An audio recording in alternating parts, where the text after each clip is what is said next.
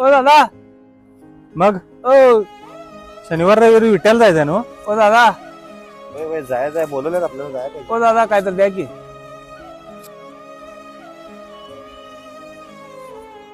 अरे थांब थांब अरे थांब, पैसे नको द्यायला. चल सांगतो.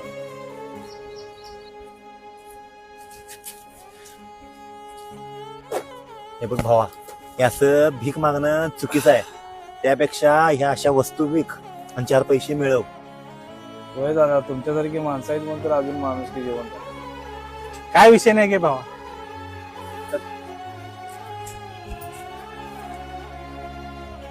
सॉस कितीला आहे? 100 रुपये द्या. तूप कितीला आहे? 200 रुपये.